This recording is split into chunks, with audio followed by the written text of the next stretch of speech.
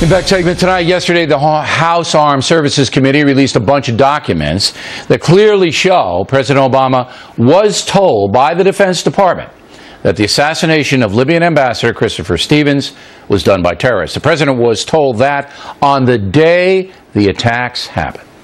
Yet, as we all know, the administration told another story to the public.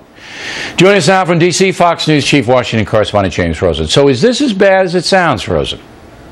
Well, speaking just as an honest broker of information here, and I'm not someone who has any particular dog in this fight, yeah, this is another nail in the coffin of the idea that the Obama administration was telling the people the truth in the days after 9/11. This is declassified top-secret testimony that was given to Congress last year by the nation's top military officers, the chairman of the Joint Chiefs of Staff, and other key people at the Pentagon. They gave this testimony in secret last year. Now it's been declassified. Fox News was the first to get it. I want to be very clear, and I want to be very fair to President Obama and to then Defense Secretary Leon Panetta. All right? I want to be clear to both men, fair to both men. The testimony was given to Congress by the Pentagon chiefs under Leon Panetta, correct? Panetta is the top guy, right? That's right. Okay. But Panetta himself did not testify, correct? Well, he did not before this panel. He testified before the Senate Armed Services Committee last year. Look, here's the point about this testimony.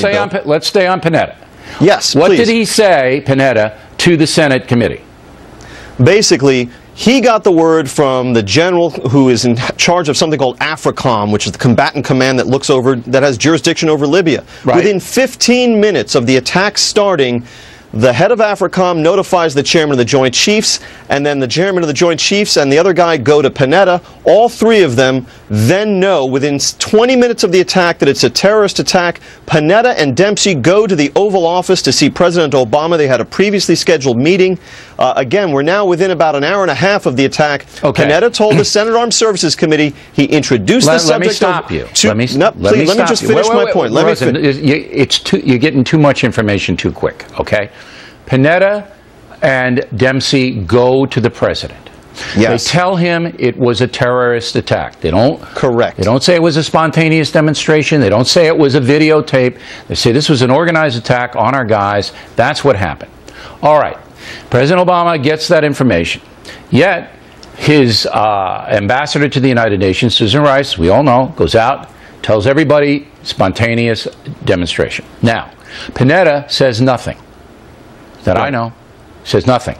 So all is going on. Defense Secretary Panetta, he's not saying a word, even though he knows it's not true. Wait. He's not saying a word. Dempsey's not saying a word. All right, so they're not saying a word. And the president is not saying a word. So there seem to be three people here that allowed Ms. Rice, who I don't think knew, I think she was a dupe, to mislead the world. Am I wrong? Well, it's not just the president and Susan Rice. It's Jay Carney. It's Secretary Clinton. There's a lot of people who are pushing. Stick with the big fish. I got three big fish here for you.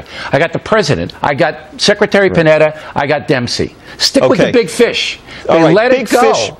Big fish number one, Bill.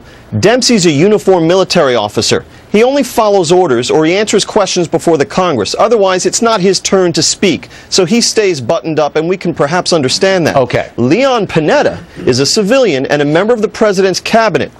One could argue that it was his obligation to correct this false narrative over the next 2 weeks. He did not. We asked Leon Panetta's former chief of staff, Jeremy Bash, well-connected guy here in town, still tight with Leon Panetta, for a comment yesterday on our reporting. We did not hear back. President Obama is the last big fish. Is there any wiggle room in here for the president? These transcripts, as illuminating as they are, Bill, still leave unanswered one key question. How exactly and when and where did this idea of this false narrative take root within the Obama administration? The point is, we now know, thanks to these declassified transcripts, the president knew from the get-go this is a terrorist attack. He resisted saying so for days and weeks. Only he can truly answer that question. There's no doubt that he knew. Not according to the chain of reporting of information that's laid out pretty clearly in these transcripts. I urge all of your viewers to read them themselves. You can go to the House Armed Services Subcommittee on Oversight and Investigations, their website, and read all 450 pages. Even though they are redacted, there's plenty of material here.